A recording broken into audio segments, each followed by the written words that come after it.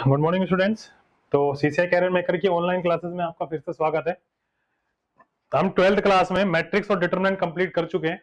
ठीक है बच्चों, अब जो अपना अगला टॉपिक जो आएगा वो हम स्टार्ट करेंगे आईटीएफ, इनवर्स ट्रिग्नोमेट्रिक फंक्शन हम स्टार्ट करेंगे अपना। ठीक है बच्चों, काफी कॉन्सेप्चुअल चैप्टर है ना, ट्रिग्नोमेट्री से काफी हद तक जुड़ा हुआ है। तो कॉन्सेप्चुअल चैप्टर का मतलब ये है कि भाई इसमें कॉन्सेप्ट काम करेगा। ठीक है ना, सबसे पहले तो आपको इनके जो आपके पास ट्रिग्नोमेट्रिक फंक्शंस होंगे इन सब के आपके ग्राफ आने चाहिए आपको, है ना, कि ग्राफ किस तरह के होते हैं वो ग्राफ आपको पता होने चाहिए। अगर ग्राफ आपके पास है, मतलब अगर आप ग्राफ उनका डोमेन रेंज अगर आप ये सब जानते हो तो आपको दिक्कत नहीं आएगी। लेकिन अगर बाय चांस आप इन चीजों को नहीं जानते हो तो आपको दिक्कत आ सकती है। ठीक है बच्चों, तो चलिए स्टार्ट करते हैं मैं ना अपना आईटीएफ। देखिए सबसे पहले कुछ लिखने वाली चीजें हैं, है ना, वो मैं आपको लिखवा देता हूं एक बार, क्योंकि जब मैं आपको लिखवा दूंगा ना तो उसके बाद मैं आपको डिटेल में एक्सप्लेन कर दूंगा कि क्या चीज है। ठीक है, तो हम स्टार्ट करते हैं आई टी एफ। ठीक है, inverse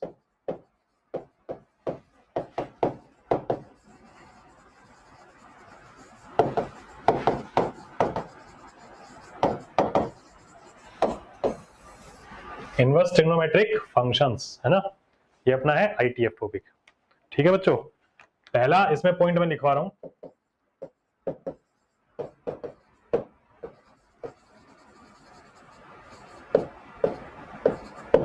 all trigonometric functions are many to one. So to define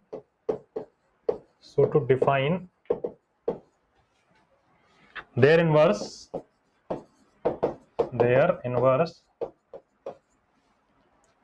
we define their intervals so that function becomes 1 1 and 1 2.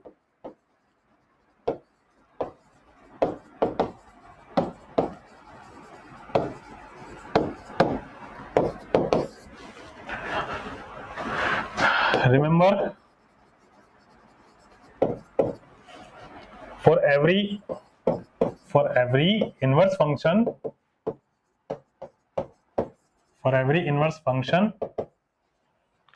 function should be bijective. Function कैसा होना चाहिए? बाइजेक्टिव। अब ये नई चीजें आपके पास आ रही हैं, one one many one, bijective, अभी इन सबका मीनिंग समझाता हूं। ठीक है ना, है ना, क्या चीजें हैं? वी हैव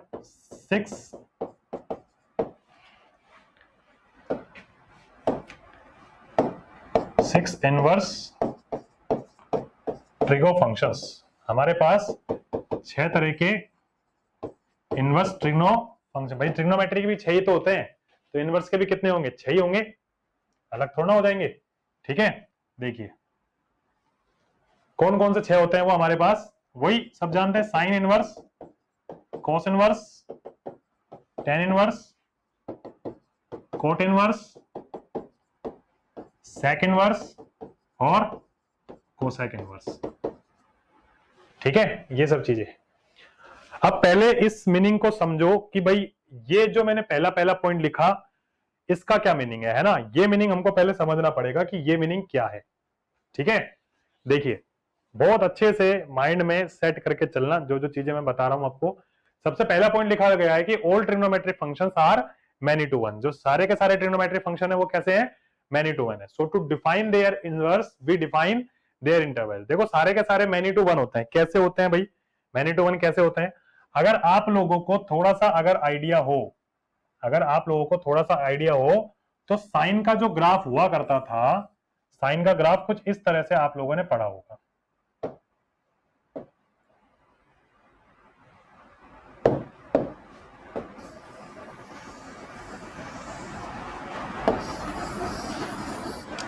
अच्छा, पहले मैनी टू वन क्या होता है पहले मैं इसको डिस्कस कर लेता हूं। देखो मैनी टू वन क्या होता है, ये आपका फर्स्ट चैप्टर का थोड़ा सा पार्ट है। जो आप फंक्शन पढ़ोगे ना, relation and function, chapter first में, वो आपका छोटा सा वो एक पार्ट है वहां पे कि इनवर्स कब, किसी फंक्शन का इनवर्स कब निकाला जा सकता है। ठीक है, देखो इनवर्स कब निकाला जा सकता है, जब वो फंक्शन वन वन हो और वो ऑन टू हो। कैसा हो, वन वन और ऑन टू हो, मतलब बाइजेक्टिव फंक्शन जो होता है वो वन वन भी होता है और ऑन टू भी होता है। ठीक है ना, इंजेक्टिव और सर्जेक्टिव भी बोलते हैं इसको, वन वन को इंजेक्टिव बोलते हैं और ऑन टू को सर्जेक्टिव भी बोलते हैं। ठीक है, क्या बीमारी है ये सब चीजें, वन वन और ऑन टू क्या है, मैं पहले उसको एक्सप्लेन कर देता हूं, बाद में मैं इस चीज पर आऊंगा। ठीक है बच्चों, देखो क्या चीजें हैं वो, है ना, पहले मैं उसको एक्सप्लेन कर देता हूं। देखो वन वन और ऑन टू क्या बीमारी है फंक्शन अपने पास। जैसे मान लो मेरे पास कोई एक फंक्शन है, जैसे कि फंक्शन है एक्स स्क्वायर। ठीक है, और यहां पर मैंने इसको एन से एन में डिफाइन किया, किससे किसमें, एन से एन में डिफाइन कर दिया। ठीक है ना, एन से एन का मतलब क्या होता है, नेचुरल नंबर से नेचुरल नंबर में। 11th क्लास में इतना तो आइडिया आपने लिया होगा, ये एन डोमेन को शो करेगा, ये कोडोमेन को शो करेगा। ठीक है, जैसे हमारे पास ये वाला फंक्शन है, अब समझना, जैसे कि यहां पर सपोज करो 1 2 3 4 5 ऐसा कुछ है, यहां पर ये नेचुरल नंबर्स में, ये भी नेचुरल नंबर में, यहां पर 1 1 ये भी ऐसा ही है, 4 5 6 7 8 9 10 11 12 13 14 15 16 और चलता जा रहा है। 1 है, 1 का स्क्वायर 1 होता है तो 1 वाले से जुड़ गया, 2 का 4 होता है, 3 का 9 होता है, 4 का 16 होता है, 5 का 25 होता है, अगर यहाँ पे होता तो। ठीक है ना, ऐसे हर कोई जुड़ता चल जाएगा, मतलब एक आदमी यहाँ का एक एलिमेंट वो इसके एक एलिमेंट से जुड़ रहा है, तो इसे हम क्या बोलते हैं, वन वन फंक्शन बोलते हैं। कैसा बोलते हैं, वन वन, क्योंकि इसका एक एलिमेंट सिर्फ इसके एक एलिमेंट से जाकर जुड़ेगा। तुम देख लो कोई ऐसा है क्या भाई 1 का स्क्वायर 1 ही होता है, 5 तो होता नहीं है जो 1 वाला 5 से भी जुड़ जाएगा, नहीं होता ना। ठीक है, समझ में आ गया। लेकिन अगर इसी फंक्शन को, इस एफ एक्स को मैंने एक्स स्क्वायर को मैंने आर से आर में शो कर दिया, आर मतलब रियल नंबर से होता है, तो देखो जब मैं यहां पर -1 का स्क्वायर करूंगा आर से आर में, तो 1 का स्क्वायर भी 1 होता है और -1 का भी क्या होता है, 1। ठीक है, 2 का स्क्वायर 4 होता है और -2 का भी क्या होता है, 4 होता है कि नहीं होता। तो इसे हम बोलते हैं मैनी टू वन, कि भाई ज्यादा वाले एक से कनेक्ट है। भाई यहां पर जो ज्यादा एलिमेंट है, एक से ज्यादा जो एलिमेंट है वो इससे कनेक्टेड है, किससे, आर में जो अपने पास एलिमेंट है ना उससे कनेक्टेड है, तो इसे हम क्या बोलते हैं, मैनी वन बोलते हैं। क्या बोलते हैं बच्चों, मैनी वन बोलते हैं। आ रही बात समझ में। और एक ऑन टू होता है, ऑन टू का मतलब होता है कि भाई इसके सारे एलिमेंट की प्री इमेज, जो हमारे पास कोडोमेन में जितने भी एलिमेंट्स हैं, जैसे कि 2 है, ये 3 है, इसकी प्री इमेज यहां पर मौजूद होनी चाहिए। प्री इमेज मतलब भाई ये 2 किसका स्क्वायर है, 2 किसका स्क्वायर होता है, √2 का स्क्वायर होता है, तो √2 तो इसमें होगा ही नहीं ना, नेचुरल नंबर में अंडर रूट होता है क्या, नहीं होता, तो नेचुरल नंबर में कोई अंडर रूट नहीं होगा। तो ये क्या होगा भाई, नेचुरल नंबर में कोई अंडर रूट है नहीं हमारे पास, और अगर नेचुरल नंबर में कोई अंडर रूट नहीं है, तो जैसे 2 है, ये 3 है, 3 भी √3 का स्क्वायर होता है, तो इसकी प्री इमेज पॉसिबल नहीं है। और अगर इसकी प्री इमेज नहीं है तो इसे हम ऑन टू फंक्शन नहीं कह सकते। ऑन टू फंक्शन क्या होते हैं कि जो कोडोमेन में जितने भी एलिमेंट मेरे पास है ना, कोडोमेन में जितने भी एलिमेंट हैं, सबकी प्री इमेज क्या होनी चाहिए, डोमेन में मौजूद होनी चाहिए। समझ में आ रहा है, बड़े भारी भारी वर्ड है ये, कि प्री इमेज, डोमेन, कोडोमेन, ये सब चीजें आपने 11th क्लास में अच्छी तरह समझी होंगी तो आपको समझ में आएंगी। मैंने क्या बोला, कोडोमेन के जितने भी एलिमेंट्स हैं उन सबकी प्री इमेज कहां मौजूद होनी चाहिए, आपके डोमेन में मौजूद होनी चाहिए, तो ही वो क्या होगा, वो डोमेन में मौजूद होनी चाहिए, तो ही क्या होगा वो ये डोमेन में, तो ही वो कैसा होगा, ऑन टू फंक्शन होगा। क्लियर है बच्चों। यहां पर ऐसा नहीं है, जैसे कि सपोज करो मैंने एक फंक्शन लिख दिया x+2 लिख दिया मैंने,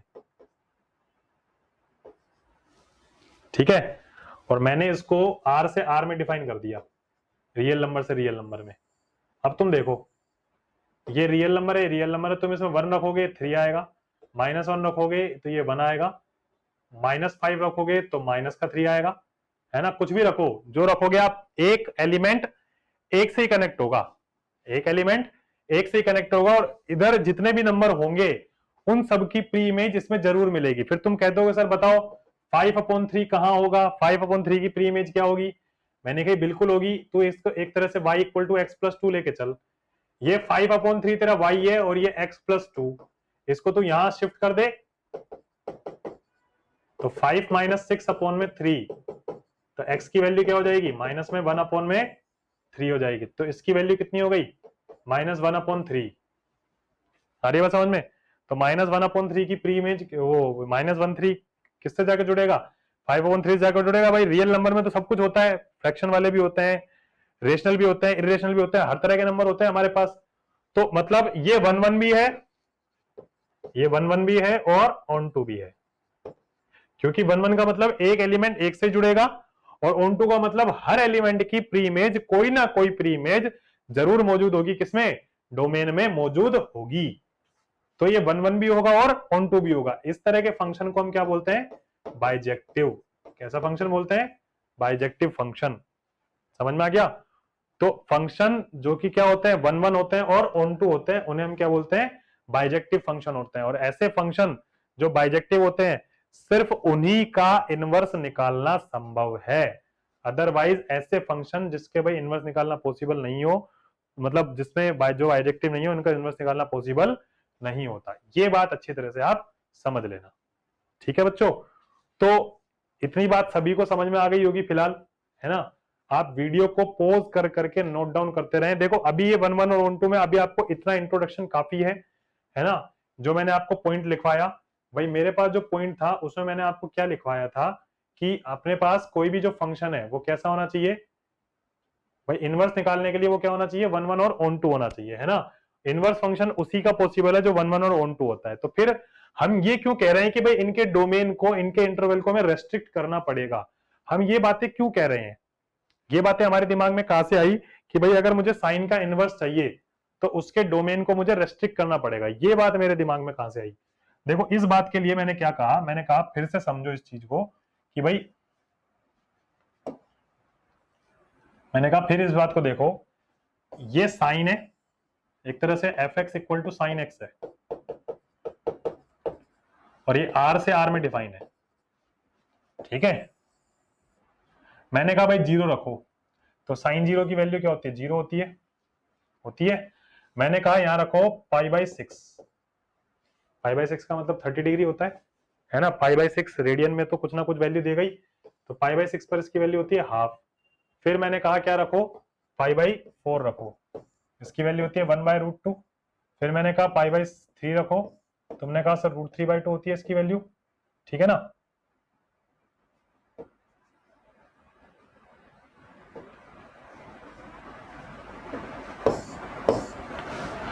फिर मैंने कहा π/2 रख दो, 1 होती है। ये 90 डिग्री तक पहुंच गया। अब 120 डिग्री जो होता है, 180 - 60 डिग्री होता है, मतलब 120 डिग्री को मैं क्या लिखता हूं, पाई माइनस π/3, तो 2π/3 होता है वो। और उसकी वैल्यू भी क्या होती है, सेम टू सेम यही होती है ना? फिर 135 मतलब 3π/4, उसकी वैल्यू भी क्या होती है, सेम टू सेम यही होती है ना? ऐसे आगे और बढ़ते जाएंगे तो मतलब हर कोई कनेक्ट होता जाएगा। भाई यही तो वैल्यूज होती हैं आगे भी।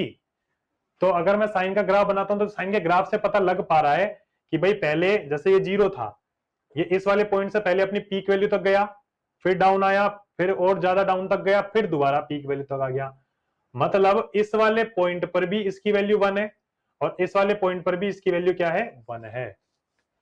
तो जब दो पॉइंट पर वैल्यू 1 है और आगे भी चल के इस वाले पॉइंट पर भी इसकी वैल्यू 1 है, यहां पर भी इसकी वैल्यू 1 है, मतलब कई जगह इसकी वैल्यू क्या है, 1 हो रहा है। तो इस साइड जो एक्स के जो एलिमेंट्स हैं वो किससे कनेक्ट होते रहेंगे, एक ही पॉइंट से कनेक्ट होते रहेंगे, 1 से कनेक्ट होते रहेंगे ना कनेक्ट। तो वो कैसे 1 1 और 1 2 बन सकता है, नहीं बन सकता ना भाई। रियल नंबर से रियल नंबर की अगर मैं बात कर दूं तो साइन की हाईएस्ट और लोएस्ट वैल्यू, हाईएस्ट 1 होती है और लोएस्ट -1 होती है। तो 1 के बाद तो 2 3 जन दुनिया भर की चीजें, वो किससे कनेक्ट होंगे, वो कहीं कनेक्ट ही नहीं हो पाएंगे। तो कभी भी ये 1 1 और 1 2 हो ही नहीं सकता। हो सकता है क्या 1 1 और 1 2? नहीं हो सकता ना। इसलिए हमने क्या कहा कि भाई इसके डोमेन को क्या करना पड़ेगा, हमें रेस्ट्रिक्ट करना पड़ेगा। कैसे करना पड़ेगा, वो इसके ग्राफ से देखो। भाई हमने कहा कि साइन हाईएस्ट और लोएस्ट जहां वैल्यू अटेन कर लेता है ना, वो वैल्यू ले लो।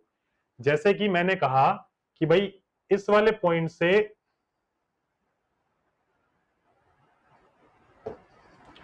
ये हाईएस्ट और लोएस्ट वैल्यू को अटेन कर लेगा।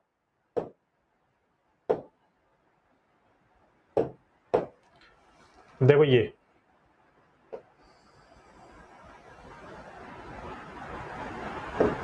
ये जो वैल्यू है -1 है, देखो ध्यान से समझते जाना इन चीजों को।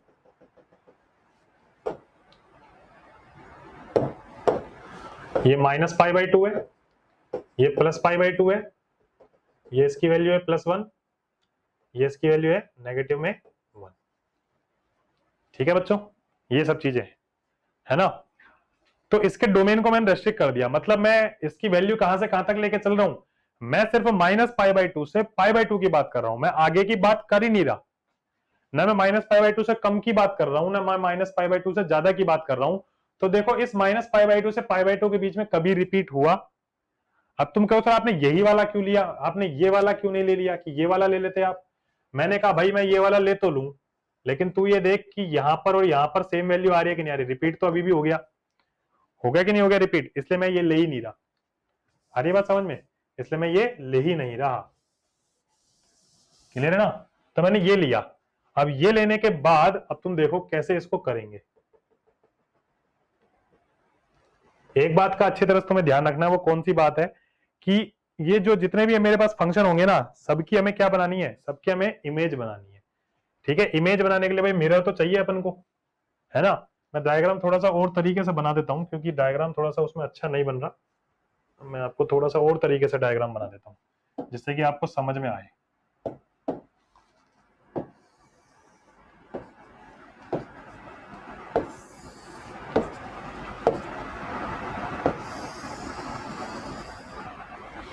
ये लिया मैंने, ठीक है बच्चों।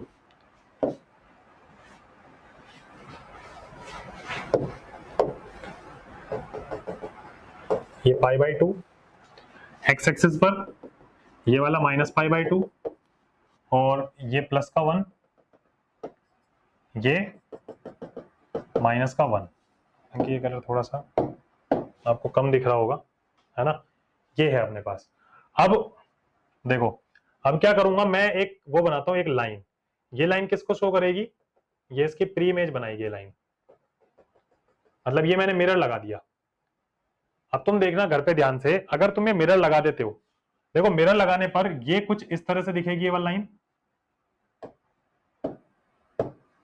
अगर तुमने मिरर लगा दिया तो ये वाला जो हमारे पास है ना, ये वाली जो लाइन है वो कैसी दिखेगी, वो कुछ इस तरह की दिखेगी मिरर में। ठीक है, और ये वाली जो लाइन है, ये वाली लाइन देखो कुछ इस तरह से दिखेगी मिरर में।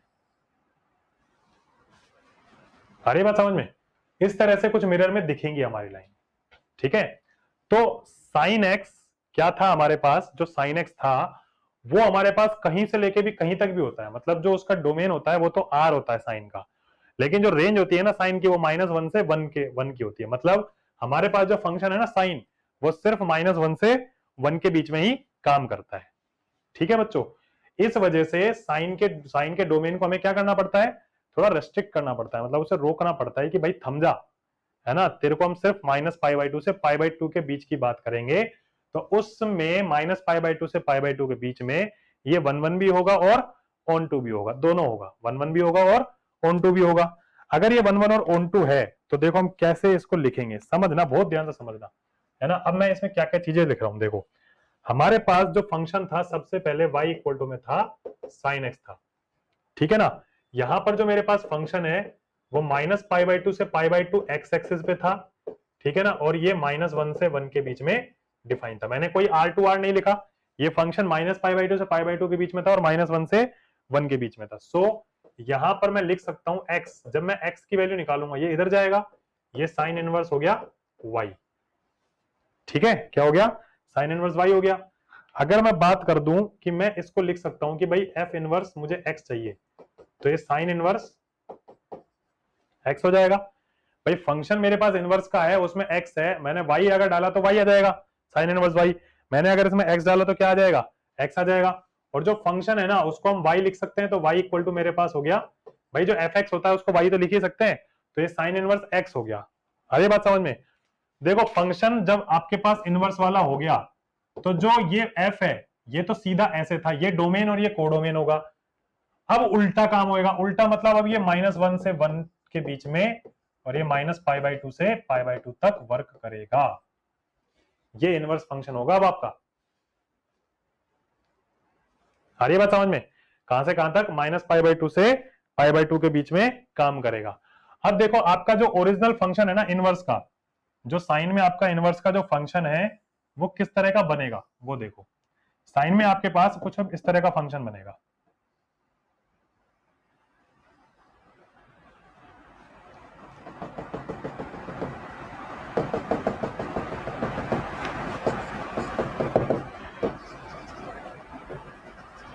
देखो ये -1, ये +1,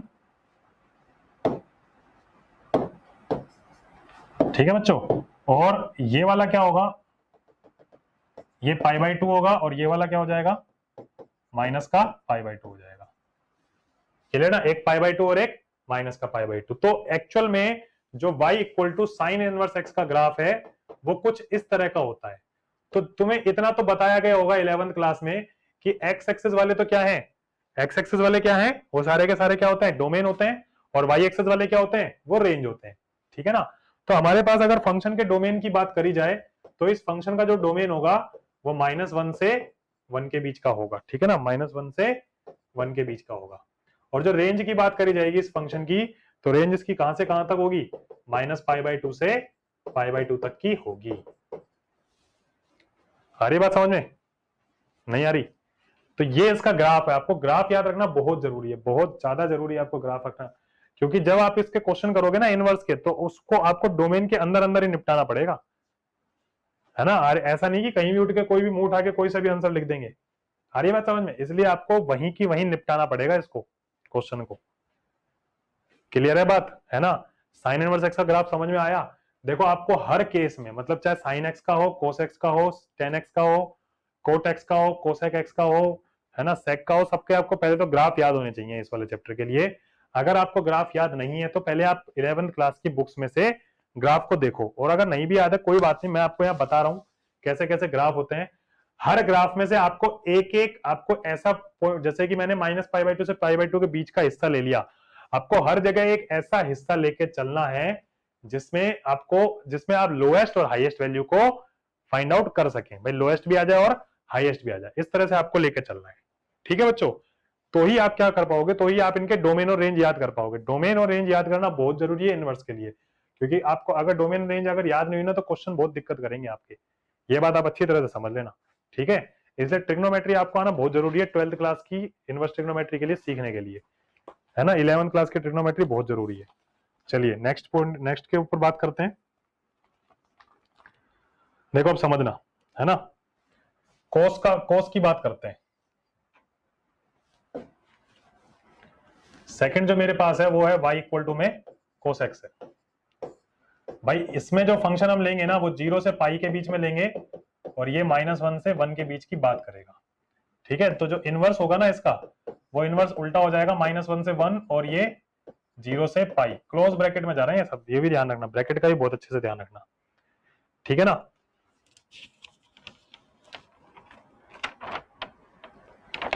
अच्छा एक चीज और मैं आपको बता दूं,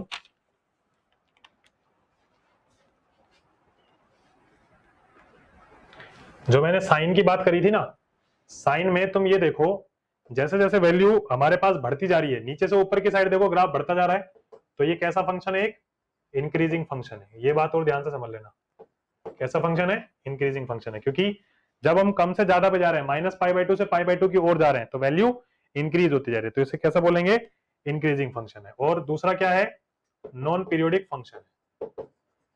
पीरियोडिक नॉन पीरियोडिक अगर आपने 11th क्लास में सीखे हो तो क्या होते हैं कि भाई जो उसी रेंज में -π/2 से π/2 के बीच में, ये अपने आप को रिपीट नहीं कर रहा, और रिपीट नहीं कर रहा तो कैसा फंक्शन होगा, ये नॉन पीरियोडिक फंक्शन है। और कहीं टूट भी नहीं रहा तो ये कंटिन्यूअस फंक्शन है। अरे बात समझ में, कहीं टूट भी नहीं रहा तो इसलिए कैसा फंक्शन है, ये कंटिन्यूअस फंक्शन भी है। अरे बात समझ में, ठीक है ना। चलो कोस की बात करते हैं अब। कोस एक्स में मेरे पास देखो, कोस एक्स का जो ग्राफ है, वो कोस एक्स का ग्राफ अगर आप लोगों ने कभी बहुत अच्छे से दिलचस्पी लेके अगर बनाया हो ना कोस का ग्राफ, तो कोस का ग्राफ कुछ इस तरह का हुआ करता है। देखो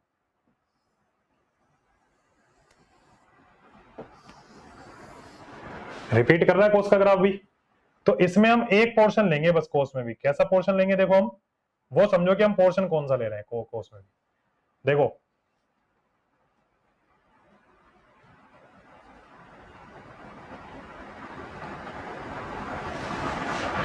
मैं कोस में सिर्फ इतना हिस्सा ले रहा हूं,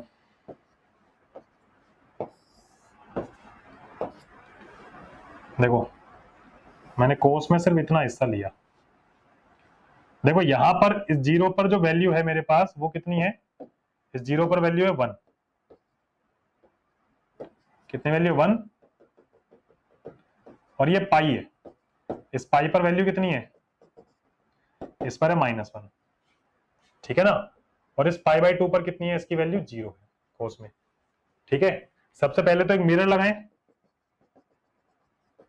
ये लगा दिया मैंने मिरर, ठीक है ना, ये मिरर लगा दिया। देखो समझना ध्यान से, मिरर लगाने के बाद कैसे इसकी इमेज बनेगी।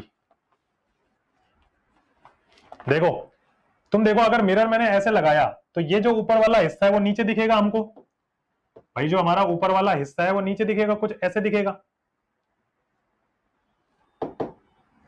ये वाला जो है ना, ये वाला जो हिस्सा है, ये वाला जो हिस्सा है वो आपका कुछ ऐसे दिखेगा नीचे की साइड, ठीक है। और ये वाला जो हिस्सा है, ये जो नीचे जा रहा था, ये ऐसे निकल जाएगा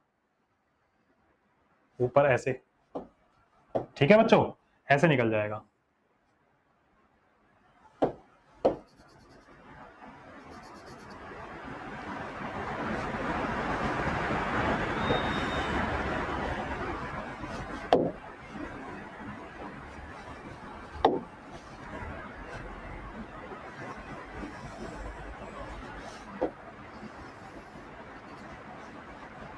कुछ इस टाइप से निकल जाएगा।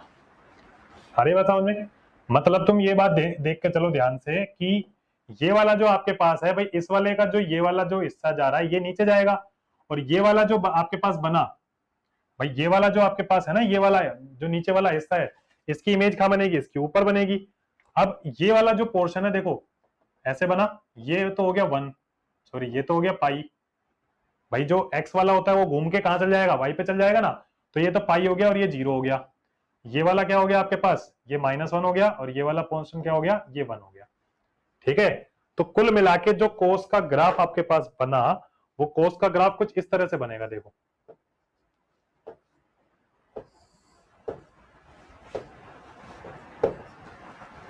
इस तरह से बना,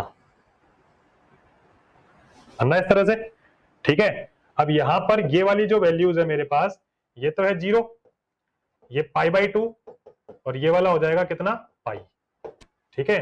यहां पर ये तो हो गया -1 और ये हो गया +1, ठीक है, समझ में आ गया, ये -1 और ये +1।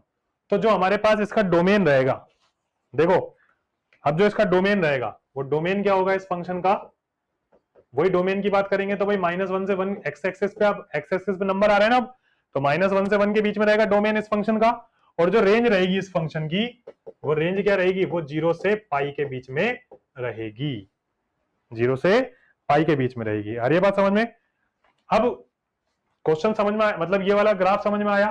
भाई इसको 0 से पाई के बीच में क्यों लिया, क्योंकि देखो अगर मैं ये अपने पास क्या था, ये 0 था, ये π/2 था, ये पाई था, है ना, ये वाला हिस्सा पाई, ये वाला हिस्सा क्या था 3π/2, और ये था 2 पाई, ठीक है, ये क्या था -π/2। अगर मैं -π/2 से π/2 के बीच का पोर्शन ले लेता ना, तो उस बीच में क्या हो रहा है, ये रिपीट हो रहा है उस बीच में, इसलिए मैंने -π/2 से π/2 का नहीं लिया इस बार। और कौन सा लिया मैंने, 0 से लेके कहां तक का लिया मैंने, 0 से लेके पाई तक का लिया, क्योंकि 0 से देखो यहां से लेके यहां आ रहा है ना, तो ये लो भी ये हाईएस्ट से कहां पर आ रहा है, लोएस्ट पे आ रहा है, मतलब ये यहां से लेके यहां तक का जो पोर्शन था ना, हाईएस्ट भी आ गया और लोएस्ट भी आ गया इस इलाके में, समझ में आ गया। तो मैंने आपको बोला ना कि आपको वो हिस्सा लेना है, क्योंकि आपको हर फंक्शन को रेस्ट्रिक्ट करना है, जितने भी साइन कोस टेन कोड वगैरह सब होते हैं ना, जितने भी होते हैं, ये एक भी हमारे पास क्या होता है, ये एक भी 1 1 और 1 2 नहीं होता, सबको 1 1 1 2 बनाने के लिए सबको हमें सबके डोमेन को हमें रेस्ट्रिक्ट करना पड़ता है, ठीक है बच्चों। इसलिए मैंने क्या करा, इसमें 0 से पाई वाला हिस्सा ले लिया, और सबकी जो प्री इमेज है इसकी वो इस तरह से बनेगी। अरे बात समझ में, तुम देखा जाए तो ये एक तरह से जो हिंदी वर्ण वाला का अक्षर होता है ना, फे, ऐसे बनता है ना, फे, देखो ये फे है ना, ये उसके जैसा है, फे बना ना उसके जैसा। और तुम साइन में देखते, साइन का जो ग्राफ था, साइन का जो ग्राफ है वो देखो कैसा था, ये उल्टा फे था नहीं था, देखो उल्टा फे। याद रखने का तरीका बता रहा हूं मैं, है ना। ये हिंदी वर्णमाला का जो कोस का ग्राफ बन रहा है वो सीधा फे है, और साइन में क्या है, साइन में उल्टा फे है। अरे बात समझ में, अगर ये ऐसे लगा दिया जाए, देखो फे बन गया ना, यहां देखो, अगर मैं इसको ऐसे लगा दूं, बन गया फे। ठीक है, क्लियर है ना। साइन और कोस के समझ में आ गए कि भाई किस तरह के ग्राफ आपके बनते हैं साइन और कोस के। ठीक है ना। चलिए टेन की बात करते हैं अब हम, टेन का ग्राफ किस तरह का होता है। देखो टेन का ग्राफ बनाने के लिए सबसे पहले तो आपको टेन का ग्राफ के बारे में कुछ नॉलेज होनी चाहिए कि भाई थर्ड हमारे पास y इक्वल टू 10x है। ठीक है, टेन का ग्राफ किस तरह से बनता है, देखो आपको मैं एक ग्राफ समझा रहा हूं टेन का, उसके बाद मैं आपको सारे बना के दिखा दूंगा एक साथ और सबके डोमेन और रेंज बता दूंगा। अच्छा अच्छा, कोस का भी ये भूल गए, डिक्रीजिंग इंक्रीजिंग सब कुछ। देखो कोस में क्या हो रहा है, कोस में जैसे जैसे वैल्यू बढ़ती जा रही है, ये 0 से पाई, ये गिरता जा रहा है ग्राफ, ऐसे ऊपर से नीचे आ रहा है ना, वो नीचे से ऊपर जा रहा था साइन का, तो ये डिक्रीजिंग फंक्शन है। कैसा है, डिक्रीजिंग फंक्शन। ठीक है, क्लियर है। और ये भी नॉन पीरियोडिक है, ये कहीं रिपीट नहीं हो रहा, तो नॉन पीरियोडिक फंक्शन है। ठीक है, ये नॉन पीरियोडिक फंक्शन है, कंटिन्यूस भी है, ये कंटिन्यूस फंक्शन भी है। ठीक है, कंटिन्यूस भी है क्योंकि कहीं ये ग्राफ इसका टूट नहीं रहा। ठीक है, आ रही है बात समझ में सभी बच्चों को। अब टेन का ग्राफ देखो, टेन का ग्राफ जो एक्चुअल में होता है, अगर आप लोगों ने वाकई अगर टेन का ग्राफ वगैरह में बहुत इंटरेस्ट लेके अगर सीखा हो ना 11th क्लास में,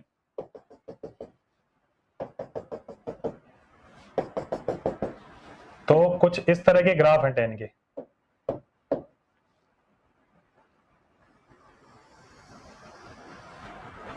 खैर ना, वास्तव में अगर आप लोगों ने इंटरेस्ट लेके सीखा हो तो आपको पता होगा कि टेन का ग्राफ इस तरह से हुआ करता था। ठीक है, यहां पर ये तो हो जाएगा 0, ये π/2, ये -π/2, ये 3π/2, ये पाई, और ये माइनस का पाई, ये माइनस का 3π/2। ठीक है बच्चों, समझ में आ गया ना। तो ये है अपने पास, लेकिन मैंने क्या कहा भाई, टेन का अगर आपको डोमेन रेंज के बारे में थोड़ा सा आइडिया हो, तो टेन की जो रेंज होती है वो 0 से आर होती है, वो मतलब इसमें ये माइनस, ये प्लस का इनफाइनाइट है और ये माइनस का इनफाइनाइट है। डोमेन भी आर होता है और रेंज भी आर होती है इसकी, है ना। टेन में कहीं से भी कहीं तक भी चलता है मामला, लेकिन हमें तो सिर्फ एक पोर्शन चाहिए, एक छोटा सा हिस्सा चाहिए।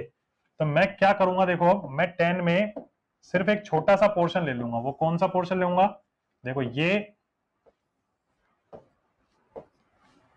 मैं सिर्फ इसका इतना हिस्सा ले लेता हूं, ये वाला।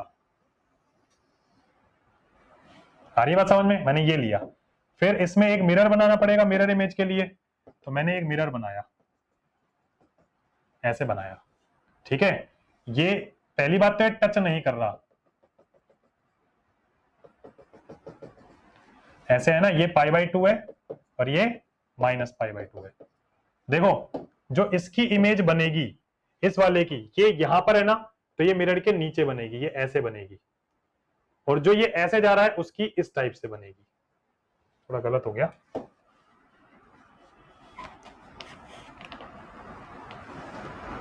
कुछ इस तरह से बनेगी। आगे समझ में भाई, ये वाला जो हिस्सा है ना, ये जो ऊपर जा रहा था, ये वाला जो हिस्सा है, इसकी इमेज कहां बनेगी, इसके नीचे बनेगी, और जो ये नीचे जो बन रहा था इसकी कहां बनेगी, इसके ऊपर बनेगी, इसकी ऐसे। नहीं आया समझ में, क्लियर है कैसे कैसे बन रही है ना। दोबारा बता देता हूं, समझ लो। टेन में अपने पास जो ग्राफ है, टेन का जो मेरे पास ग्राफ है, उस टेन इनवर्स के ग्राफ में देखो, टेन इनवर्स के ग्राफ में जो आपके पास टेन इनवर्स का ग्राफ है उसमें इस तरह का बन रहा है। देखो उसमें ये जो लाइन होगी ये π/2 की होगी, और ये वाली जो लाइन होगी ये किसकी होगी, ये -π/2 की होगी। समझ में आ गया, ठीक है ना। और ये वाली लाइन आपकी माइनस इनफाइनाइट और ये प्लस इनफाइनाइट। ठीक है, तो इसमें जो आपके पास डोमेन रेंज की अगर बात करेंगे, तो इसका जो डोमेन होगा भाई, डोमेन एक्स एक्सिस पे देखते हैं, तो डोमेन क्या हो जाएगा इसका, माइनस इनफाइनाइट से इनफाइनाइट, इसका मतलब डोमेन उसको बोल सकते हैं आर। और जो रेंज होगी इस फंक्शन की वो क्या होगी, -π/2 से π/2, लेकिन इस बार ओपन ब्रैकेट में। साइन में कैसा था, -π/2 से π/2 था, लेकिन वो कहां था, क्लोज ब्रैकेट में, जबकि इसमें कहां पर है, ओपन ब्रैकेट में ये बातें चल रही हैं। तो समझ में आया इसका मीनिंग अलग तरह से, है ना। तो ये सब चीजें हमारे पास है ना। मतलब 10 में जो 10 का हमारे पास ग्राफ है वो इस तरह का होता है कुछ, है ना। डोमेन इसका इस तरह का है और ग्राफ वो रेंज इसकी इस तरह की, -π/2 से π/2 के बीच की बात। ठीक है, समझ में आ गया सभी को। देखो ग्राफ सबको आपके अगर याद है ना, ग्राफ आपको सबके अगर याद है तो आपका सोल्व करना बहुत इजी हो जाता है इसमें, ठीक है ना। जैसे कि कोट की अगर बात करें, कोट का आपको ग्राफ याद है, तो कोट का अगर आपको ग्राफ याद है तो कोट का भी आप बना सकते हो इजीली, ठीक है ना। ये समझ में आया कि नहीं, इस चीज के बारे में हम बात करते हैं भाई। tan इनवर्स का जो हमारे पास ग्राफ है वो आपको समझ में आ गया, क्लियर है। और अगर नहीं क्लियर हो रहा है तो देखो आपको थोड़ी सी मेहनत जरूर करनी पड़ेगी, आपको वीडियो को रिवाइंड कर करके देखना पड़ेगा, क्योंकि मैं आपको इसमें इतना ही बता सकता हूँ कि भाई प्री आपका ये जो मैं लाइन बना रहा हूँ डॉटेड लाइन, ये ग्रीन से, ये आपका मैं मिरर बना रहा हूँ। इस मिरर में अगर आप चीजों को देखोगे तो किस तरह से दिखेगा, आप अगर आपके पास कोई मिरर है, कोई ऐसा मिरर जिससे आप देख सकते हो कॉपी में लगा के, तो आप उसको देख सकते हो, ठीक है ना, कि इस तरह से वो चीज दिखेगी। तो ये चीजें हैं अपने पास, इस तरह से वो दिखेगा ग्राफ, ठीक है। अब मैं कोट इनवर्स एक्स की बात कर लेता हूं कि भाई कोट इनवर्स एक्स का ग्राफ किस तरह का होता है और कैसे वो बनेगा, ठीक है ना। देखो अगर कोट इनवर्स की बात करी जाए, पहले तो उसके लिए कोट का ग्राफ आपको पता होना चाहिए। जो हमारे पास कोट एक्स का जो ग्राफ होता है वो इस तरह का होता था,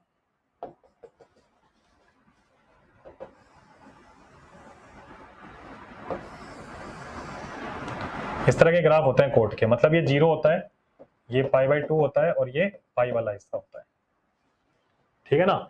इसको 0 से पाई के बीच में लिया जाता है। अगर मैं कोट इनवर्स एक्स की बात करूं ना, तो इस कोट इनवर्स एक्स में सिर्फ ये वाला हिस्सा लिया जाएगा। कौन सा, ये 0 है, ये पाई है, तो इसमें सिर्फ इतना हिस्सा लेंगे इसका। इसका ग्राफ बनाना थोड़ा टेढ़ा काम है, ऐसे बनेगा इसका ग्राफ।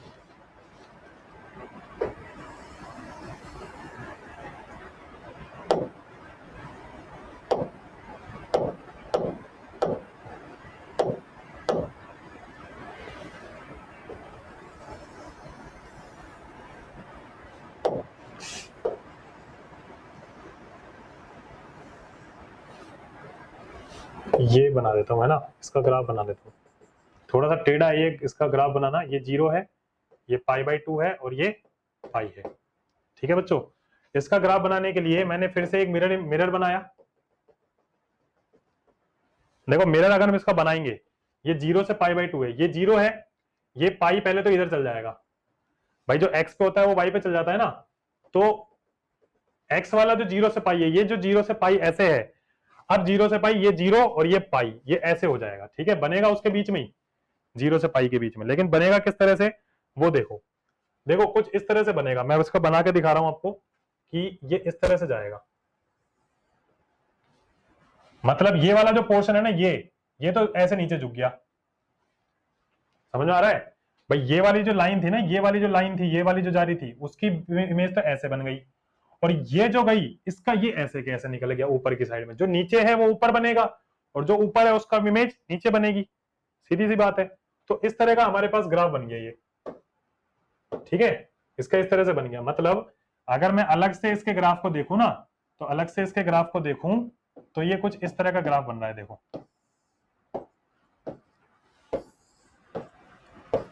ये 0 है, ये पाई वाली लाइन है, ठीक है। ये इस तरह से बन रहा है, इस तरह से जा रहा है, जहां पर ये π/2 हो जाएगा, वो पाई हो जाएगा, ये थोड़ा सा ऊपर से जा रहा है, ठीक है ना।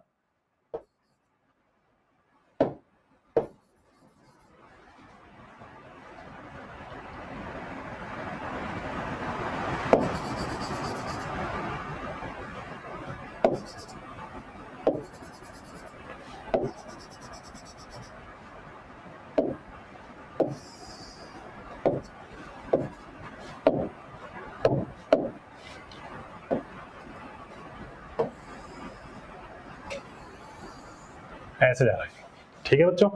ये π/2 है और ये 0 है और वो इस तरह से जा रहा है ये ग्राफ, ठीक है। तो डोमेन कहां देखा जाता है? डोमेन एक्स एक्सिस पर देखा जाता है।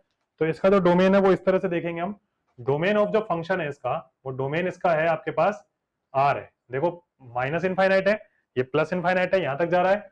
और जो इसकी रेंज है इस फंक्शन की, वो रेंज कहां से कहां तक है इसकी? 0 से लेके पाई के बीच में। और 0 से लेके पाई के बीच में कैसी है? ओपन ब्रैकेट की कहानी चलेगी इसमें भी, है ना? कैसा रहेगा? ओपन ब्रैकेट में जाएगा 0 से पाई। समझ में आ गया सही बच्चों को? तो इस तरह से हमारे पास ये साइन टेन कोट, साइन का, कोस का, टेन का और कोट का ग्राफ मैंने आपको बताया। ठीक है, आज के फिलहाल लेक्चर में इतना ही। मैं आपको सारे ग्राफ एक साथ बताऊंगा कि एक साथ सारे ग्राफ को किस तरह से याद रखा जाएगा, उनके डोमेन रेंज को किस तरह से याद रखा जाएगा, वो भी मैं आपको नेक्स्ट लेक्चर में बताऊंगा। ठीक है ना?